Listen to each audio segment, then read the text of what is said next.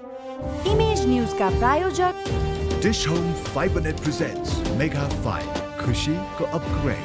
म पनि आजै नेपाल टेलिकमको एन्टी फाइबर सेवा लिन्छु। नेपाल टेलिकम राष्ट्रको सञ्चार। द बेस्ट सौर्य सिमेन्ट, रिद्धि सिद्धि सिमेन्ट, गुणस्तरको नयाँ स्तर। 4000 यातायात व्यवसाय तथा 10,000 गाडीहरू जस्तै तपाईँ पनि ढुक्क हुनुहोस्।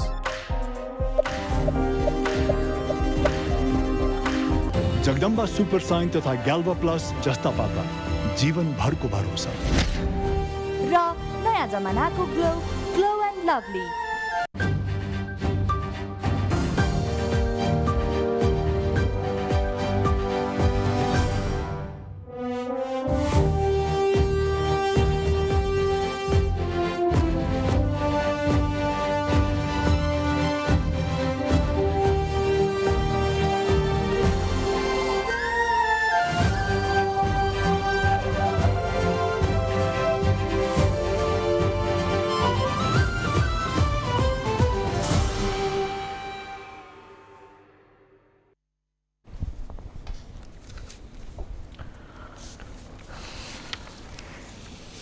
नमस्कार, इमेज न्यूजमा स्वागत छ। सुरुमा हेडलाइन्स।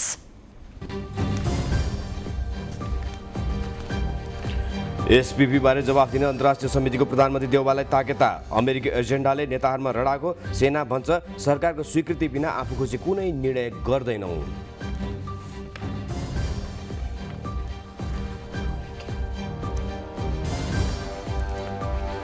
देउवा सधैँ टिग्रम र जालझेल गरी प्रधानमन्त्री बनेको एमाले अध्यक्ष ओलीको आक्षेप। प्रचण्ड भन्छन् कांग्रेस एमाले जित्दा आफैले जिते झै लाग्छ। प्रहरीको वरिष्ठ अधिकारीको बढुवामा ढिलाइ हुँदा प्रदेश कमान निमित्तको भरमा 17 डिआइजी रिक्त हुँदा 27 आकांक्षी। राजनीतिक चलखेलको भय। मर्साङदी काठमाडौँ प्रसारण लाइनको निर्माण सम्पन्न। काठमाडौँ उपत्यकामा थप विद्युत प्रवाहको लागि जीवन रेखा तयार भएको घिसिङको दावी।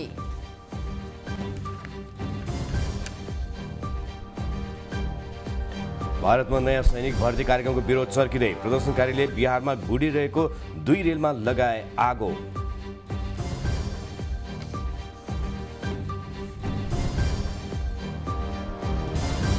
र एसीसी महिला T20 च्याम्पियनशिप नेपालको विजय सुरुवात। भुटान 50 रनले पराजित।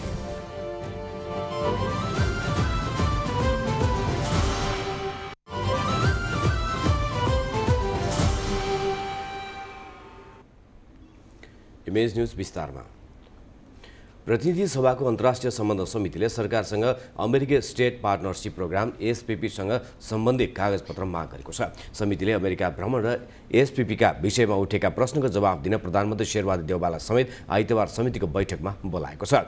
समितिले देउवालाई दोस्रो पटक ताकेता गरी बोलाएको हो। समितिले आज परराष्ट्र मन्त्री डाक्टर नारायण खड्का, प्रधान सेनापति प्रभुराम शर्मा, रक्षा सचिव किरण शर्मा लगायतसँग एसपीपी बारे छलफल गरेपछि यससँग सम्बन्धित कागजपत्र उपलब्ध गराउन नेपाल सरकार र परराष्ट्र मन्त्रालयलाई निर्देशन दिएको हो। समिति सभापति पवित्रा निरौला खरेलले परराष्ट्र नीति विपरीत गएर कुनै पनि सैन्य एवं सामरिक महत्त्वका विषयमा नेपालले सहभागिता जनाउन नहुने भनी सरकारलाई सचेत गराएको बताउनु भयो।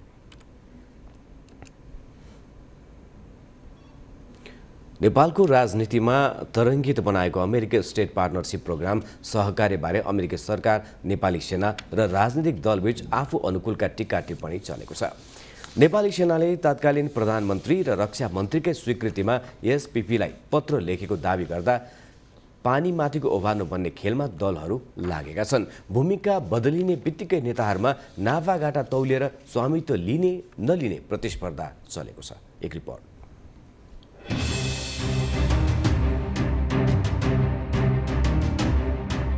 प्रतिनिधि सभा अन्तर्गतको अन्तर्राष्ट्रिय सम्बन्ध समितिको बैठकमा नेपाली सेनाका प्रधान सेनापति प्रभुराम शर्माले तत्कालीन प्रधानमन्त्री र रक्षा मन्त्रीकै स्वीकृतिमा स्टेट पार्टनरशिप प्रोग्राम एसपीपीलाई पत्र लेखेको स्वीकार्नु भएको छ। तर उहाँले उक्त पत्र नेपाल सरकारको परराष्ट्र नीति विरुद्ध सैन्य गठबन्धनका लागि नभई भूकम्पपछिको त्रासदीपूर्ण समय भएकाले त्यसलाई ध्यान दिएर लेखिएको दावी गर्नुभयो। सेनाले लेखेको चिठी जुन अहिले एउटा बाहिर निस्किएर त्यसले चाहिँ नि सनसनी फैलाएको भन्ने कुरा छ।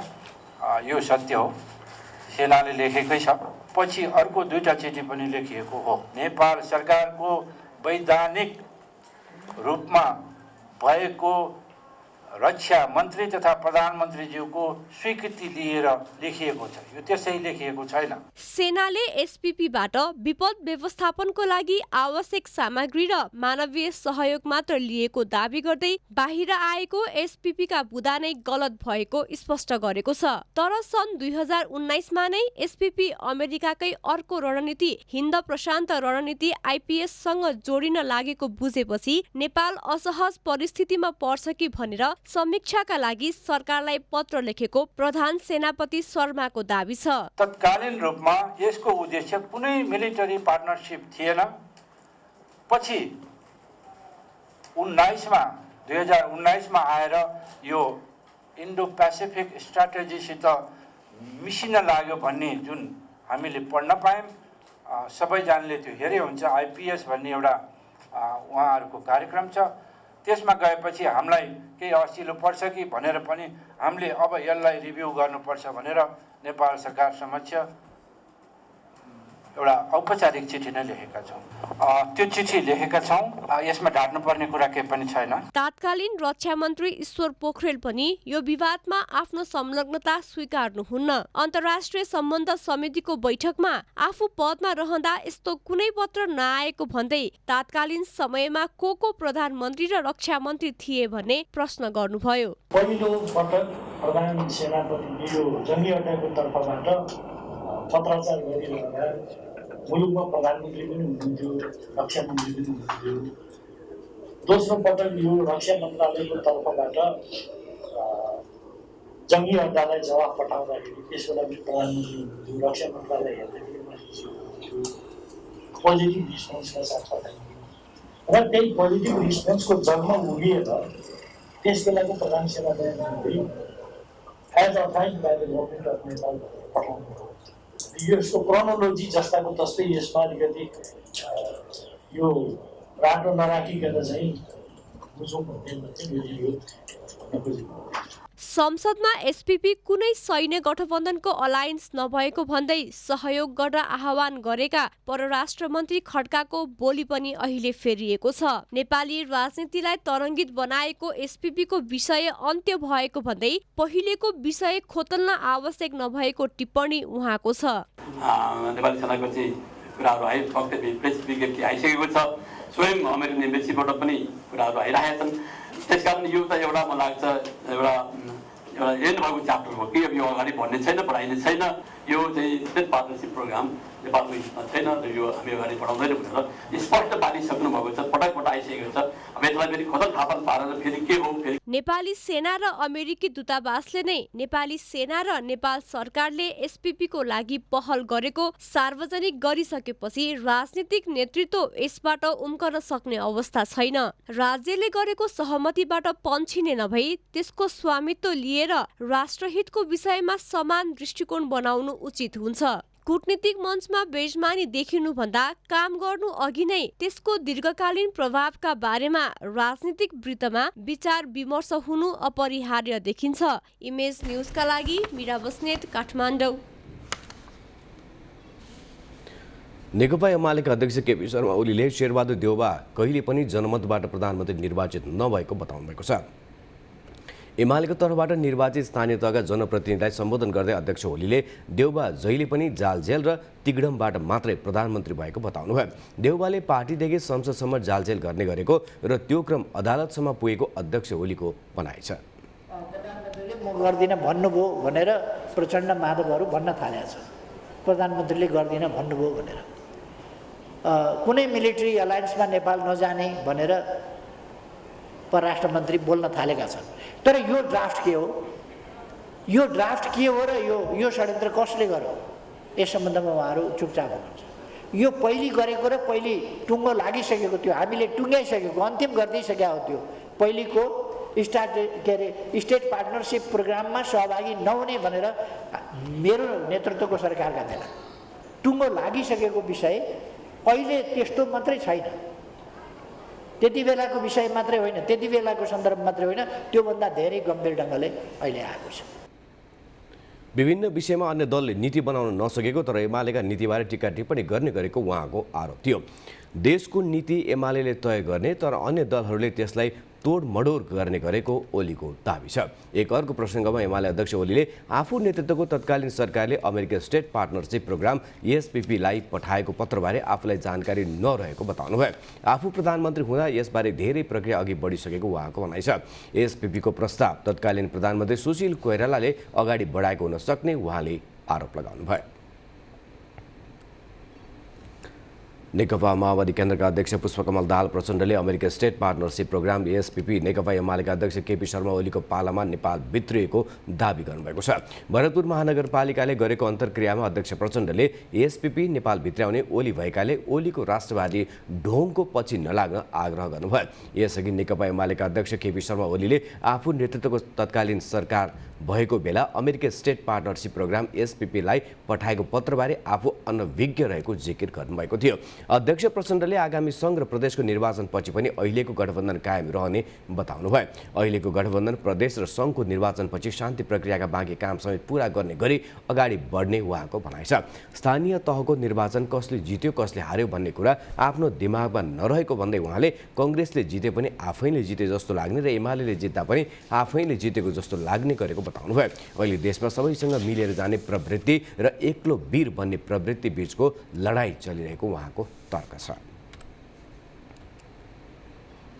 राष्ट्रिय सभा सांसद वामदेव गौतमले तत्कालीन प्रधानमन्त्री केपी शर्मा ओलीले अमेरिकासँग एसपीपी अघि बढाउने काम गरेको दावी गर्नुभएको छ। सांसद गौतमले यो कार्यक्रम सुशील कोइराला नेतृत्वको सरकारले गरेको भन्ने बहस संसदमा आएपछि आफूले खोजी नीति गरेको र प्रधानमन्त्री ओलीले नै सो प्रस्ताव अघि बढाएको बताउनुभयो। गौतम कोइराला नेतृत्वको सरकारको उप प्रधानमन्त्री हुनुहुन्थ्यो। यसको सुरुवात जसले गरे पनि त्यसबेलाका प्रधानमन्त्री ओली यसलाई अघि बढाउन काममा संलग्न भएको उल्लेख गर्दै उहाँले सदनलाई पनि सो विषयमा जानकारी गराउन माग गर्नुभयो। उहाँले अध्यक्ष ओलीप्रति सङ्केत गर्दै सत्य बोल्दा कुनै पनि पार्टी र त्यसका नेताको व्यक्तित्व सानो नहुने बताउनुभयो। प्रस्तावबारे संसदमा आएर जवाफ दिन उहाँले प्रधानमन्त्री देउवालाई आग्रह गर्नुभयो।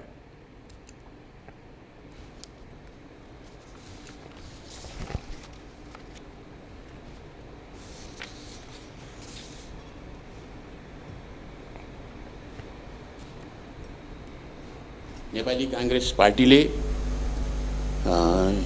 त्यसमा सहमत नहुने, त्यसमा त्यो सम्झौता गर्दै नगर्ने भनेर भन्ने निर्णय गर्यो र सदनमा पनि आएर सरकारको तर्फबाट हामी सम्झौता गर्दैनौँ, यो सरकारले सम्झौता गर्दैन भनेर प्रधानमन्त्रीको तर्फबाट बोल्नु भएपछि, गृहमन्त्री बोल्नु भएपछि अब स्पष्ट भयो एसपीपी नेपालको शिरमाथि वज्रप्रहार हुनेवाला थियो, त्यो त्यसबाट हामी मुक्त भएका छौँ। देउवाले एसपीपीबारे संसदमा उठेका प्रश्नको जवाफ आफैले नदिएर संसदीय मर्यादामाथि आघात पुर्याएको टिप्पणी गौतमको छ।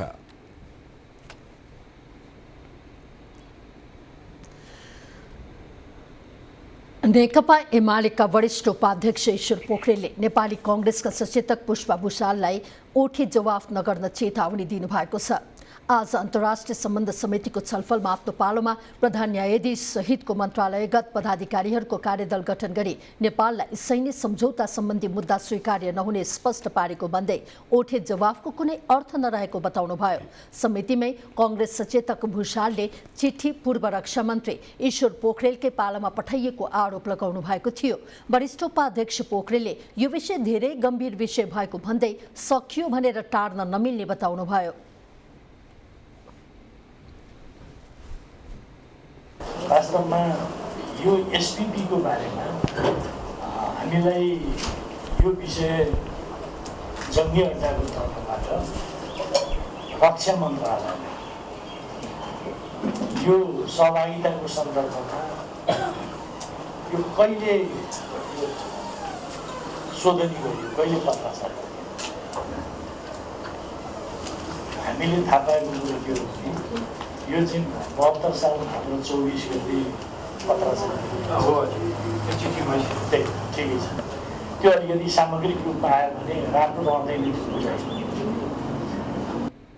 वरिष्ठ उपाध्यक्ष पोखरेलले अमेरिकालाई सेनाले पठाएको पत्रमा हातले मिति लेखेको भन्दै आपत्ति जनाउनुभयो। सबै अक्षर प्रिन्टेड भए पनि मिति हातले लेखेकोले आशंका उब्जाएको बताउनुभयो। यसअघि नेपाली कांग्रेसका नेत्री सुजाता कोइरालाले सधैँ राष्ट्रवादी भएर नेपालमा कहिले विकास हुन नसकेको दावी गर्नुभएको थियो। समितिको छलफलमा बोल्दै नेत्री कोइरालाले अरूलाई गाली गरेर र जहिले पनि राष्ट्रवादी भएर नेपालमा कहिले विकास हुन नसकेको जिकिर गर्नुभयो। उहाँले नेपालमा भारत र अमेरिकाको कुरा आउने बित्तिकै विवाद सुरु हुन थालेको भन्दै यो राम्रो नभएको बताउनुभयो। एकदम धेरै हो यो हल्ला हुन थाल्यो, यो चाहिँ नि मलाई ठिक लागेन है, साँच्ची भनेको यो अलि बढी नै हुन थाल्यो।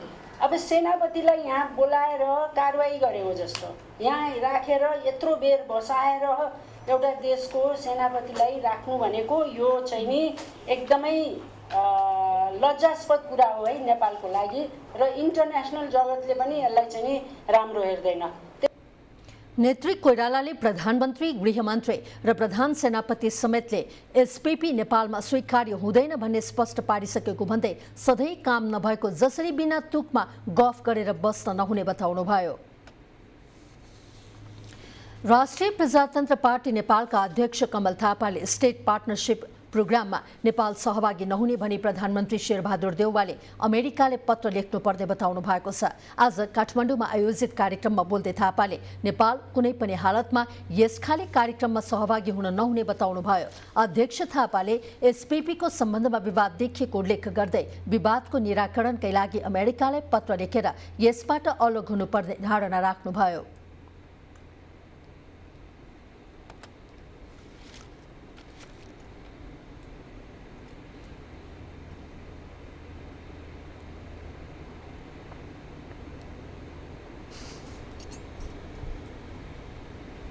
यस सम्बन्धमा अहिले जुन किसिमको चर्चा चलिरहेको छ, जुन किसिमका विवादहरू चलिराखेको छ, यो विवादको निराकरण चाँडोभन्दा चाँडो गरिनु पर्दछ। एसपीपीमा नेपाल सहभागी भयो वा भएको छैन यसबारेमा अनेकौं किसिमका आशंकाहरू छन्, विवादहरू छन्।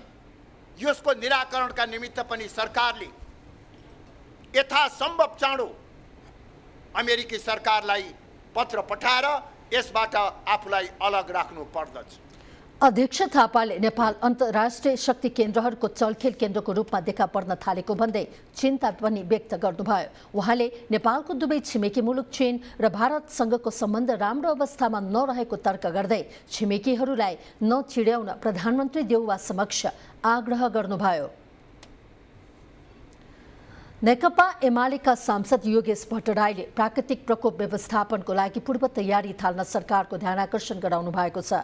प्रतिनिधि सभाको बैठकमा समय माग गरी सांसद भट्टराईले मनसुनको समयमा बाढी पहिरो र डुबानको घटना हुने भएकोले यसको व्यवस्थापनको निम्ति पूर्व तयारी थाल्न सरकारको ध्यानाकर्षण गराउनु भएको हो। उहाँले गृह मन्त्रालय अन्तर्गतको विपद व्यवस्थापन गर्ने निकायलाई क्रियाशील अवस्थामा राख्न र मौसम पूर्वानुमान गर्ने निकायहरूले पनि मौसम पूर्वानुमान गरी जोखिमपूर्ण बस्ती सुरक्षित स्थानमा सार्नेतर्फ सरकारले ध्यान दिनुपर्ने बताउनुभयो।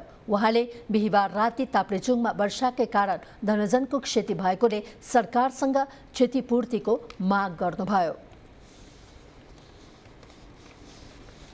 गएको रातको वर्षाले ताप्लेजुङका विभिन्न ठाउँमा आएको क्षतिबाट ठुलो मात्रामा अलैँची बारीहरूको क्षति भएको छ, अन्य खेतीबारीको पनि क्षति भएको छ, पशु चौपायाहरूको क्षति भएको छ।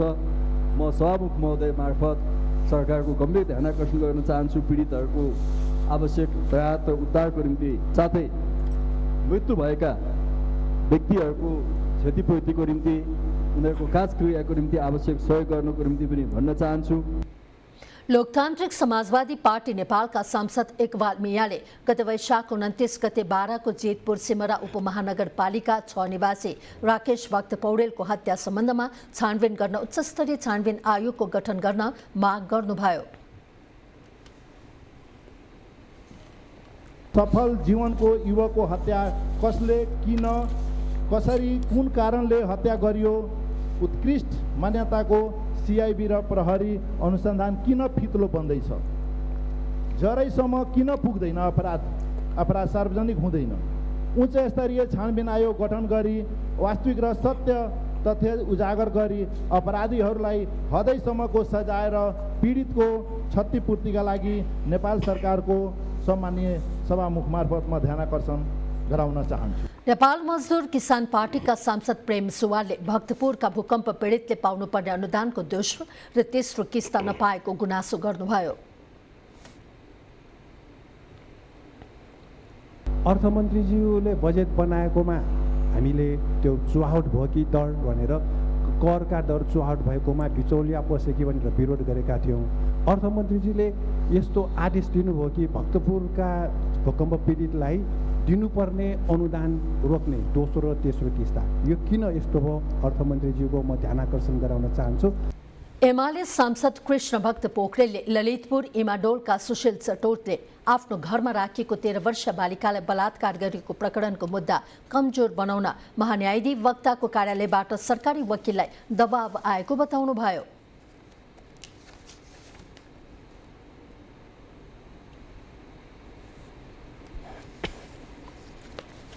राज्य नै अथवा शासक वर्गहरू अथवा सत्ता पक्षहरू नै यो ढङ्गबाट चाहनुहुन्छ भने हाम्रो भन्नु केही छैन। होइन भने तत्काल यो गम्भीर विषयमा अनुसन्धान गरेर सत्य तथ्य के हो कि यो देशमा यदि विधि कानुन मानिन्छ भने महाधिवक्ता अथवा कसैले पनि उन्मुक्ति पाउन हुँदैन। यो विषयमा गम्भीरतापूर्वक छानबिन होस् भनेर म निवेदन गर्न चाहन्छु सम्माननीय सभामुखज्यू। महिलामाथि यौनजन्य हिंसा बढिरहेको उल्लेख गर्दै उहाँले प्रभावकारी अनुसन्धान हुन नसकेको बताउनुभयो। सरकारले नेपाल प्रहरीका प्रहरी वरिष्ठ उपरीक्षकको बढुवा गर्ने कार्यमा ढिलाइ गर्दा अहिले 5वटा प्रदेश प्रहरी कार्यालयमा प्रहरी वरिष्ठ उपरीक्षकलाई निमित्त प्रमुखको जिम्मा दिइएको छ। केही हप्ता अघि मन्त्री परिषदको बैठकले प्रदेश कमान्ड सम्हालिरहेका 5 जना प्रहरी नायब महानिरीक्षकलाई अतिरिक्त प्रहरी नायब महानिरीक्षकमा बढुवा गरेपछि उक्त पद खाली भएको थियो। डीआईजी पदमा बढुवा हुने यही समूह मध्येका एकजना 2079 साल चैत्र 10 गते नेपाल प्रहरीको 30औं प्रहरी महानिरीक्षक बन्नेछन्। यो रिपोर्ट।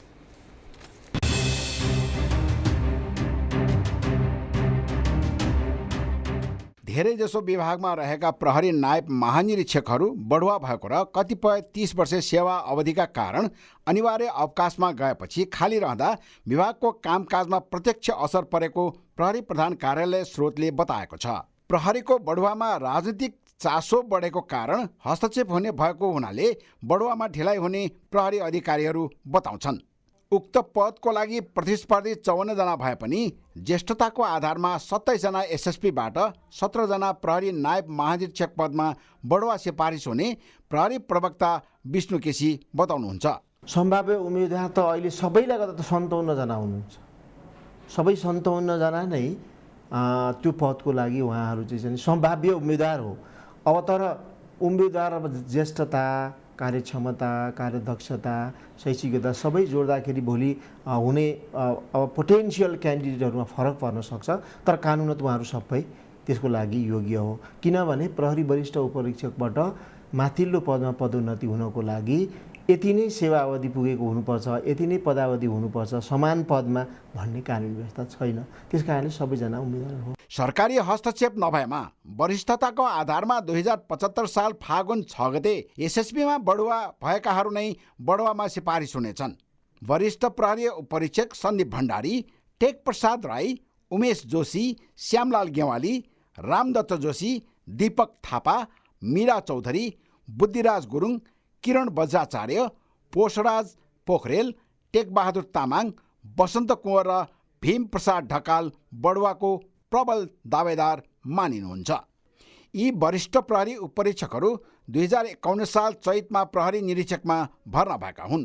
त्यसै गरी प्रहरी वरिष्ठ उपरीक्षकबाट प्रहरी नायब महानिरीक्षकमा बढुवा भएपछि रिक्त हुने 30 प्रहरी वरिष्ठ उपरीक्षक पदमा 32 जना प्रहरी उपरीक्षकहरू प्रतिस्पर्धामा रहेका छन्। प्रहरीमा सरुवा बढुवाको सन्दर्भ उठ्नासाथ राजनीतिक चलखेल हुने ठाउँ पाउँछ। यसले प्रहरी सङ्गठनमै तरङ्ग आउने गरेको छ। प्रहरी मुख्यालय भने बढुवाको लागि प्रहरी नियमावली 2071 उल्लेख भएअनुसार योग्य प्रहरी कर्मचारीहरू सम्भाव्य सूचीमा रहने र समान पदमा रहेका कोही बढुवा हुने कोही नहुने हुँदा बढुवामा नपर्नेहरूले हस्तक्षेप भएको गुनासो गर्ने गरेको बताउँछन्। सम्भाव्य भएका उम्मेदवारमध्ये जो पनि प्रमोसन हुन्छ त्यसलाई हस्तक्षेप भएको भन्नै मिलेन। त्यो मध्येका योग्य व्यक्तिहरू पदोन्नति हुने हुन्। त्यस कारणले गर्दाखेरि त्यसमा कुनै पनि किसिमको शङ्का उपशङ्का गरिराख्नु परेन। तर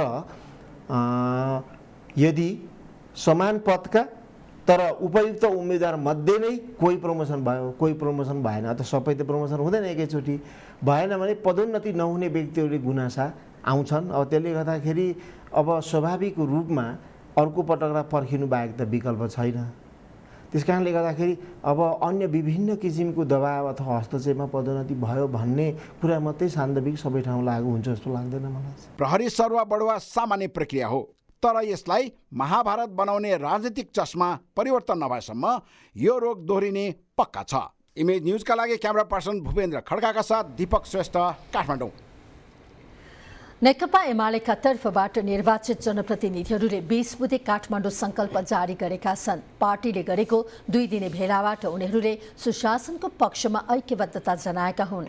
एमालेले गत वैशाख 30 गते भएको स्थानीय तह निर्वाचनमा निर्वाचित पालिकाका प्रमुख, उपप्रमुख, अध्यक्ष, उपाध्यक्षलाई काठमाडौँमा प्रशिक्षण दिएको थियो। सङ्कल्प पत्रमा शासक नभई जनताको सेवक बन्ने, आफ्नो नेतृत्वमा रहेका पालिकाहरूमा सुशासन, सदाचारमा नमुना बन्ने, कडाइका साथ भ्रष्टाचार नियन्त्रण गर्ने लगायतका बुँदाहरू रहेका छन्। सङ्कल्प पत्रमा सरकारी सवारी साधन, इन्धन र सरकारी स्रोतलाई मितव्ययी र सार्वजनिक हितमा प्रयोग गरिने समेत उल्लेख छ। एमालेले वैशाख 30मा भएको निर्वाचनमा 752 पालिका मध्ये 205मा प्रमुख, अध्यक्ष र 240मा उपप्रमुख, उपाध्यक्ष जितेको छ। एमालेबाट निर्वाचित जनप्रतिनिधिहरूलाई अध्यक्ष केपी शर्मा ओली लगायत शीर्ष नेताहरूले प्रशिक्षण दिएका थिए।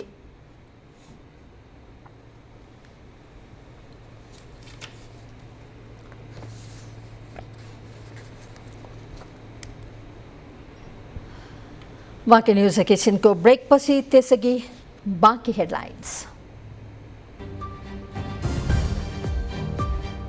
नेपालमा पाइने 1291 प्रजातिका च्याउमध्ये अधिकांश खान योग्य र औषधिजन्य रहेको विज्ञको दाबी। जनचेतना बढाउन सके विषालु च्याउबाट हुने मृत्युदर कम गर्न सकिने। राहदानी बनाउनु अघि राष्ट्रिय परिचय पत्र अनिवार्य गरिएपछि सेवाग्राहीको भिडभाड, कर्मचारीको भोली तन्त्रले हैरानी पाएको गुनासो।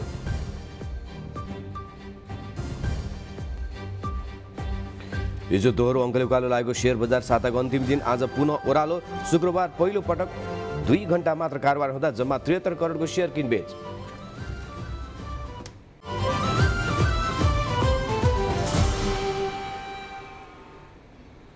ब्रेकपछि स्वागत छ। अब बाँकी न्युज। जङ्गली विषालु च्याउ खाँदा भोजपुर र ओखलढुङ्गामा केही दिन अघि 3 जनाको ज्यान गयो। नेपालमा यसरी वर्षेनी जङ्गली च्याउ खाँदा थुप्रै मानिसको अनाहकमा ज्यान जाने गरेको छ। विज्ञहरू नेपालमा जङ्गली विषालु च्याउ कम पाइने भएकाले जनचेतना जगाए मृत्यु कम गर्न सकिने बताउँछन्। यो रिपोर्ट।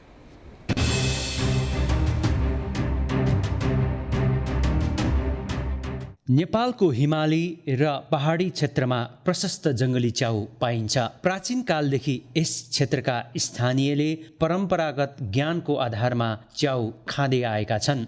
नेपालमा 1291 प्रजातिका च्याउ पाइन्छ। ती मध्ये 34 प्रजाति नेपालमा मात्र पाइन्छ।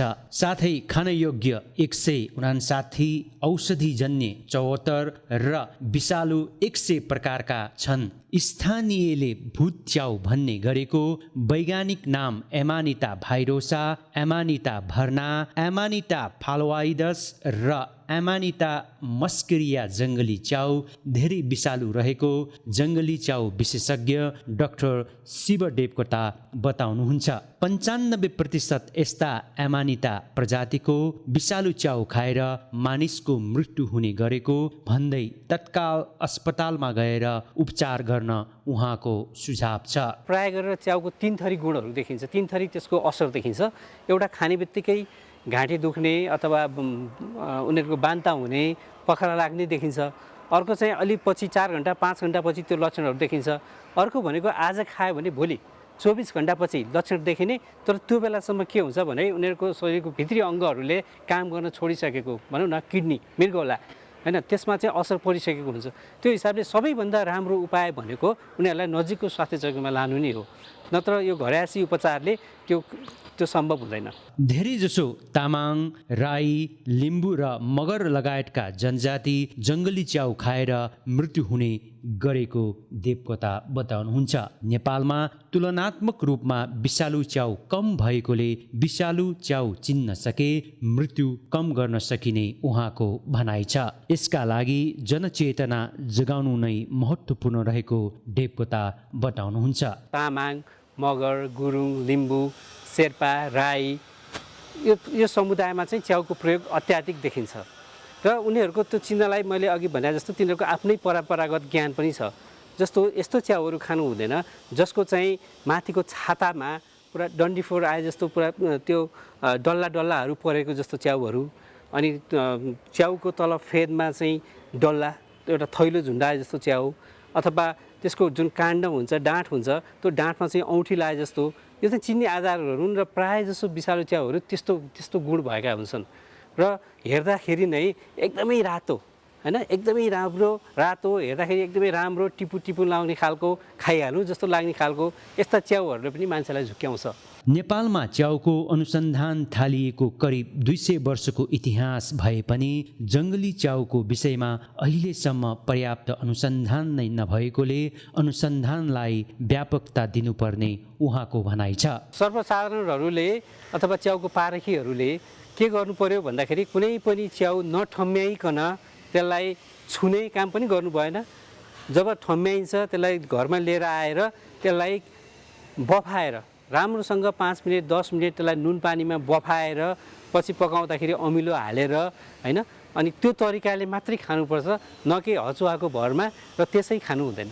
दुधे च्याउ भनिने थकालीको नाममा राखिएको ल्याक्टारियस थकालोरम र काठमाडौँको नाममा राखिएको रसुला काठमाडौँनेन्सिस लगायतका प्रजाति खान योग्य छन्। तसर्थ जङ्गली च्याउको विषयमा विस्तृत अनुसन्धान र स्थानीयमा जनचेतना जगाउन सके मात्र च्याउ खाएर हुने मृत्यु हुनेको सङ्ख्या शून्यमा झार्न सकिन्छ। साथै खान योग्य र औषधिजन्य जङ्गली च्याउको व्यावसायिक उत्पादन गरेर अन्तर्राष्ट्रिय बजारमा पुर्याउन सके देशको अर्थतन्त्रमा समेत टेवा पुग्न सक्छ। इमेज समाचारका लागि सहकर्मी रक्षा बज्राचार्यका साथ नरेन्द्र मानन्धर, काठमाडौँ। असार 1 देखि देशैभर मतदाता नामावली सङ्कलन र राष्ट्रिय परिचय पत्र वितरण थालिएको छ। निर्वाचन आयोगले सङ्घ र प्रदेश निर्वाचनलाई लक्षित गरी मतदाता नामावली सङ्कलन सुरु गरेको छ भने मतदाता नामावलीसँगै राष्ट्रिय परिचय पत्र वितरण सुरु गरेको हो। सरकारले परिचय पत्र वितरण सुरु गरे पनि सेवा लिन आउने जनताले भने सहज नभएको भन्दै गुनासो गरेका छन्। काठमाडौँ महानगरभित्रका नागरिकको लागि राष्ट्रिय सभागृहमा राष्ट्रिय परिचय पत्र बनाउने व्यवस्था गरेको छ। परिचय पत्र बनाउँदा बिहान 4 बजेदेखि लाइनमा बसे पनि बेलुका 4 बजे सम्म पालो नआएको काठमाडौँ महानगर वडा नम्बर 2 का जगतमोहन श्रेष्ठले बताउनुभयो। उहाँले अनलाइन फर्म भरेर आएपछि फोटो खिच्ने काम भए पनि धेरै समय लागेको बताउनुभयो।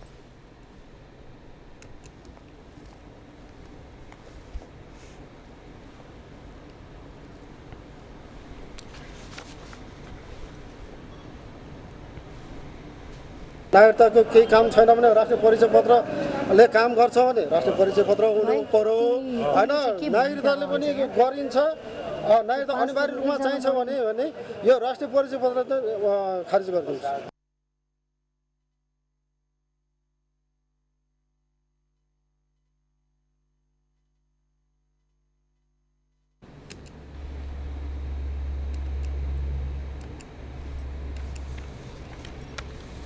परिचय पत्र नभएर विद्यार्थीलाई अब राहदानी बनाउन पाइँदैन, नागरिकताले पाइएन।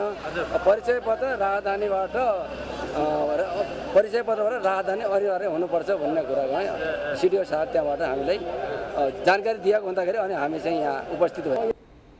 सेवाग्राही हिमबहादुर बोहराले स्थानीय निकायको निर्वाचनमा सबै काम वडाबाट नै गर्छौँ भने पनि व्यवहारमा नदेखिएको भन्दै असन्तुष्टि जनाउनु भयो।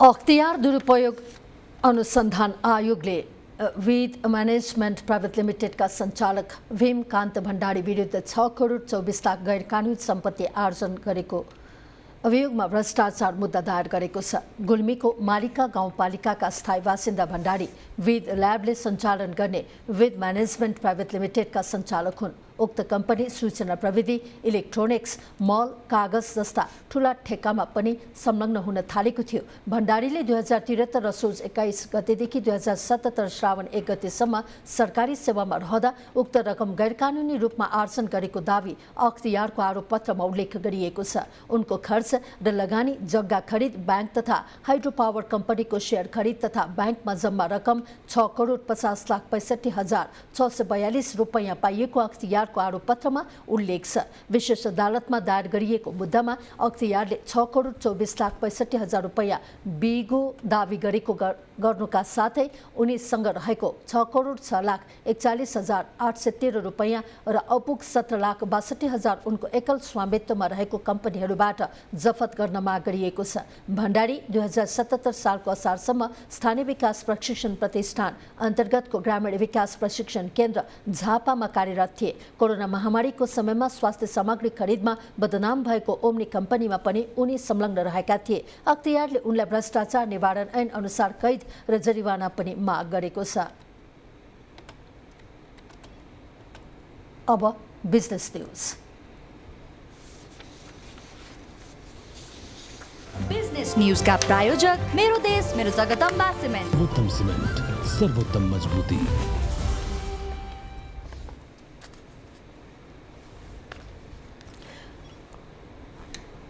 लामो समयसम्म अवरोध हुँदै आएको मर्स्याङदेखि काठमाडौँ प्रसारण लाइन अन्ततः सञ्चालनमा आएको छ। स्थानीयवासीले उचित मुआवजा नपाएको भन्दै लामो समयसम्म निर्माण अवरोध गर्दै आएका यो प्रसारण लाइन ठूलो मेहनतपछि सञ्चालनमा आएको हो। धादिङको सिद्धले गाउँपालिका र गोर्खाको पालुङटा नगरपालिकामा स्थानीयवासीले प्रसारण लाइन निर्माणमा अवरोध गरेका थिए। मर्स्याङदेखि नदी जलाधार क्षेत्रस्थित जलविद्युत आयोजनाको विद्युत काठमाडौँ उपत्यकामा ल्याउन महत्त्वपूर्ण मानेको मर्स्याङदेखि काठमाडौँ 220 केभी डबल सर्किट प्रसारण लाइन निर्माण सम्पन्न भएको प्राधिकरण जनाएको हो।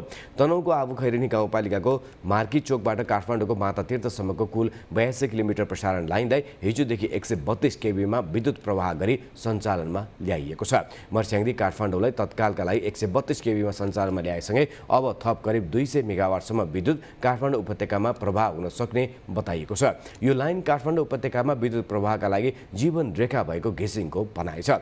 मर्स्याङदेखि काठमाडौँ प्रसारण लाइन निर्माणका लागि भारतीय कम्पनी टाटा प्रोजेक्टसँग 1 करोड 3 लाख अमेरिकी डलरमा ठेक्का सम्झौता भई 2073 देखि आयोजना निर्माण सुरु भएको थियो।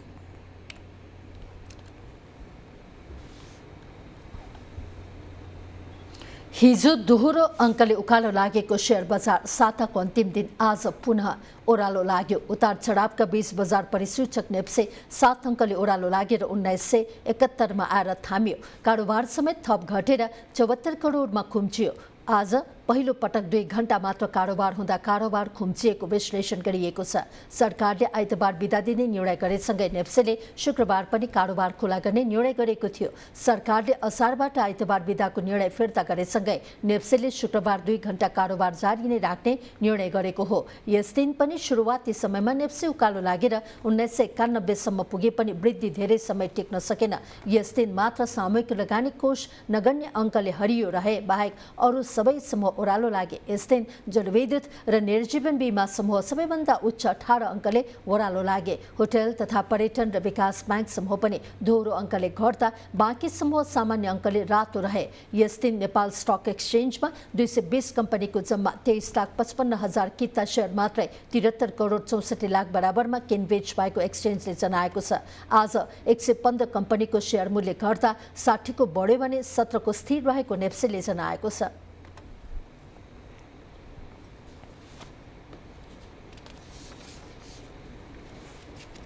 विश्व बैंकले डिजिटल नेपाल रूपान्तरणका लागि करिब 17 अर्ब रुपियाँ ऋण सहायता स्वीकृति गरेको छ। विश्व बैंकको कार्यकारी निर्देशक बोर्डले डिजिटल नेपाल एक्सेलरेसन परियोजनाका लागि सो रकम बराबरको ऋण सहायता स्वीकृत गरेको विश्व बैंक नेपाल कार्यालयले जनाएको छ। यो सहायता ब्रोडब्यान्डको पहुँच विस्तार र डिजिटल अर्थतन्त्रमा सहभागिता वृद्धि गर्न खर्च गरिने भएको छ। मालदिप्स, नेपाल र श्रीलङ्काका लागि विश्व बैंकका राष्ट्रिय निर्देशक फरिस हदाद जेर्वक्सले समावेशी र सुरक्षित डिजिटल अर्थतन्त्रलाई प्रवर्धन गर्न सहायता सहयोगी हुने बताउनुभयो। परियोजनाले डिजिटल डिजिटल नेपाल फ्रेमवर्कको रणनीतिक कार्यान्वयनमा सहयोग गर्ने विश्व बैंकले जनाएको छ।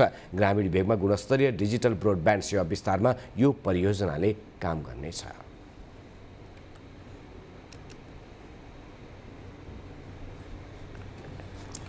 सुदूरपश्चिम प्रदेश सरकारले आगामी आर्थिक वर्ष 2079-80 को लागि ल्याएको बजेट वितरणमुखी भएको सांसदहरूको आरोप छ।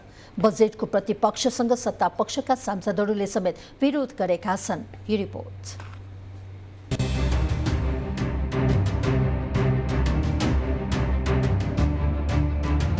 सुदूरपश्चिम सरकारले आगामी आर्थिक वर्ष 2079-80 का लागि 36 अर्ब 74 करोड 64 लाख 65 हजार विनियोजन गरेको छ। सुदूरपश्चिम प्रदेश सभा बैठकमा प्रस्तुत बजेट चालुतर्फ 12 अर्ब 29 करोड 59 लाख 84 हजार अर्थात् 33.46% र पुँजीगततर्फ 24 अर्ब 14 करोड 47 लाख 61 हजार अर्थात् 65.74% बजेट विनियोजन गरिएको छ। त्यस्तै अन्तर सरकार वित्तीय हस्तान्तरणतर्फ 1 अर्ब 36 करोड 49 लाख अर्थात् 3.73% बजेट विनियोजन गरिएको छ। सुदूरपश्चिम प्रदेश सरकारले सडक, शिक्षा, स्वास्थ्य र खानेपानीलाई मुख्य प्राथमिकतामा राखेको छ। सरकारले उपलब्धि हुने गरी बजेट ल्याएको दावी गरे पनि सत्तापक्षकै सांसदहरूले बजेटप्रति असन्तुष्टि जनाएका छन्। यो बजेटले प्रदेशका जनताको जीवनस्तर माथि नउकास्ने दावी गर्दै टुक्रे योजना ल्याएर पुरानै प्रवृत्ति दोहोर्याएको आरोप सत्तापक्षकै सांसदहरूको छ।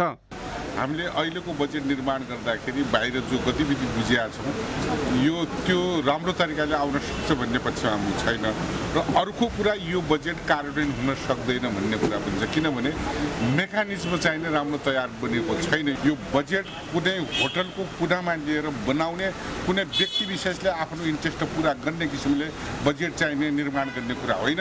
यदि त्यसो गरेको छ भने यो सरकारले यो दुर्भाग्यपूर्ण तरिकाको चाहिँ बजेट हुन्छ। यो जनताले यसलाई स्वीकार गर्दैन। विपक्षी दल नेकपा एमाले त झन् हावादारी तरिकाले बजेट ल्याएको आरोप लगाएको छ।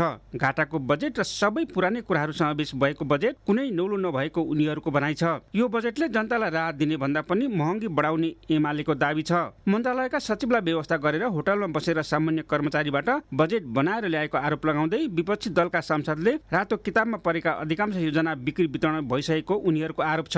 झन्डै 7 देखि 8 अर्ब बजेट उनीहरूको घाटाको बजेट छ। एक दोस्रो कुरो यो बजेटमा कुनै पनि नयाँ कुराहरू मैले समावेश गरेको देखिँदैन र अहिले अनुदानमा बढी केन्द्रित हुने झन्डै कृषिमा अनुदानका कुराहरूलाई बढीभन्दा बढी प्रायोरिटी दिने र अहिले धेरै कुरालाई हाइलाइट नगरेर अनुदानमा र अनि खोला नाला र यो बाढीका नाममा पुलका नाममा भन्ने जनतालाई साँच्चीकै राहत दिनुभन्दा पनि यसले महँगी बढाउने र यसले मुद्रास्फीतिलाई अझै पनि अगाडि धकेल्ने जस्तो मैले देखेको। सरकारले जनतालाई राहत हुने गरी र सुदूरपश्चिमको विकासमा योगदान दिने खालको बजेट भने पनि सत्तापक्षकै सांसद र विपक्षीले यो बजेटमाथि निकै प्रश्न उठाएका छन्। यति मात्रै नभई बिचौलिहरूका मागमा होटलको कोठाबाट बजेट आएको सांसदहरूले आरोप लगाएका छन्। यसमा कति सत्यता छ सरकारले जवाफ दिनै पर्ला। इमेज न्यूजका लागि कोइलालीबाट विराज रोसियाराको रिपोर्ट। बिजनेस न्यूज का प्रायोजक मेरो देश मेरो जगदम्बा सिमेन्ट। सर्वोत्तम सिमेन्ट, सर्वोत्तम मजबुती। बाँकी न्यूज एकैछिनको ब्रेकपछि त्यसैगरी बाँकी हेडलाइन्स। युरोपेली युनियनमा आबद्ध हुने युक्रेनको प्रस्तावमा जर्मनी, फ्रान्स र इटलीको समर्थन। रुस विरुद्धको युद्धमा ऐक्यबद्धता।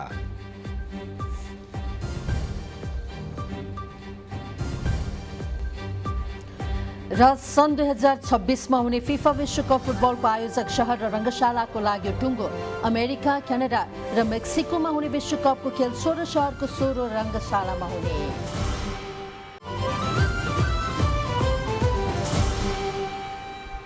अब स्पोर्ट्स न्यूज।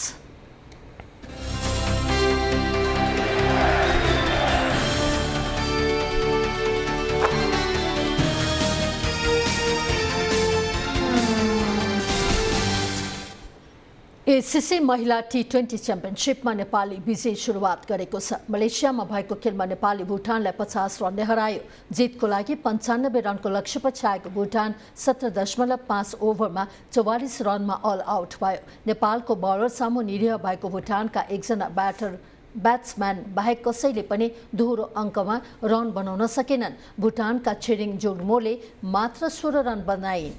भुटानलाई सस्तैमा अल आउट गर्न नेपालकै सङ्गीता राईले 4 विकेट लिए। 2.5 ओभरमा बलिङ गरेकी उनले मात्र 6 रन दिएर 4 विकेट लिएकी हुन्। यस्तै सीता राणा मगर र कविता कुँवरले समान 2 तथा अस्मिना कर्माचार्यले र इन्दु वर्माले समान 1 विकेट लिए। यसअघि टस जितेर पहिले ब्याटिङ गरेको नेपालले 20 ओभरमा 94 रन बनाएको थियो। नेपालका ओपनर र पुछारका ब्याट्सम्यानले गतिलो प्रदर्शन नगरे पनि मध्यक्रमका ब्याट्सम्यानहरूले दोहोरो अङ्कमा रन बनाउँदा नेपालले भुटानलाई सम्मानजनक लक्ष्य दिएको थियो।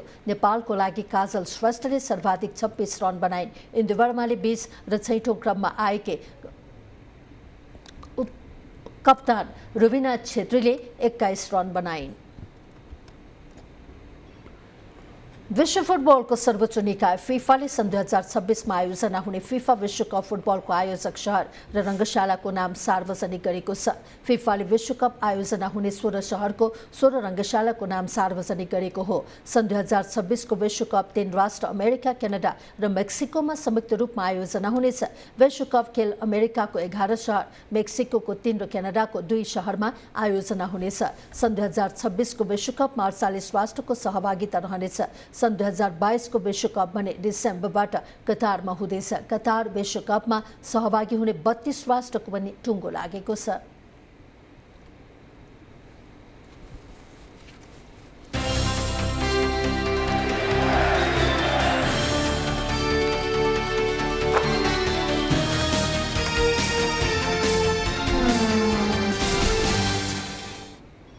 अब वेदर अपडेट।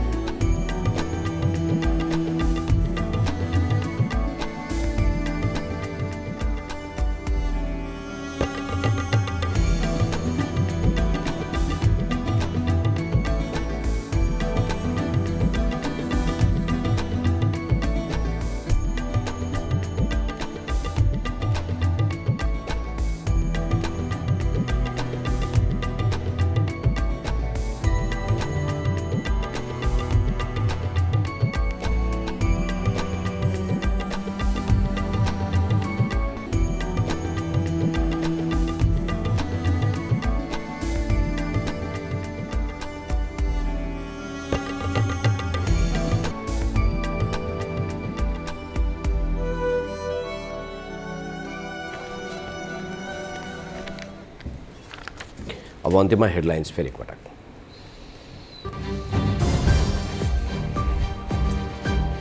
एसपीपी बारे जवाफ दिन अन्तर्राष्ट्रिय समितिको प्रधानमन्त्री देउवालाई ताकिदा। अमेरिकी एजेन्डाले नेताहरूमा रडाको नै सेना भन्छ सरकारको स्वीकृति बिना आफू खुसी कुनै निर्णय गर्दैनौं। देउवा सधैँ तिग्डम र जालझेल गरेर प्रधानमन्त्री बनेको एमाले अध्यक्ष ओलीको आक्षेप। प्रचण्ड भन्छन् कांग्रेस एमाले जित्दा आफैले जिते झैँ लाग्छ।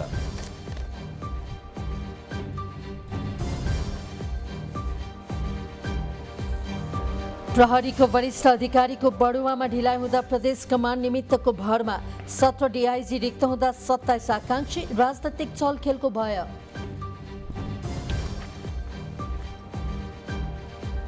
मर्स्याङदी काठमाडौँ प्रसार लाइनको निर्माण सम्पन्न। काठमाडौँ उपत्यकामा थप विद्युत प्रवाहका लागि जीवन रेखा तयार भएको घिसिङको दावी।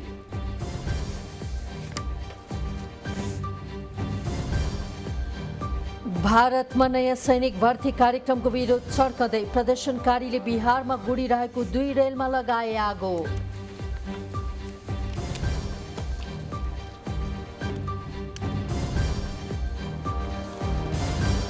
र एसएससी महिला टी20 च्याम्पियनसिपमा नेपालको विजय सुरुवात। भुटान 50 रनले पराजित।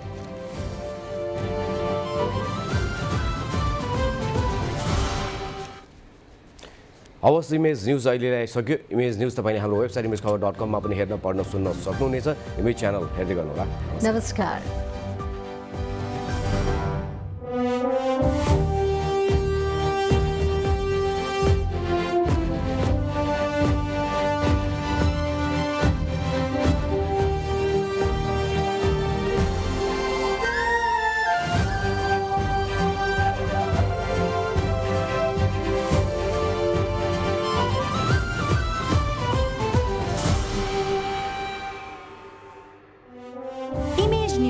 प्रायोजक dish home Fibernet presents mega 5 खुसीको अपग्रेड।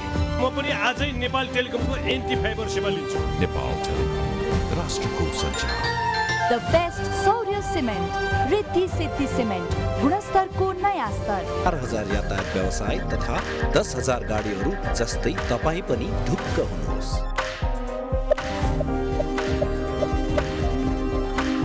जगदम्बा सुपर साइन तथा ग्याल्बा प्लस जस्ता पाता जीवनभरको भरोसा र नयाँ जमानाको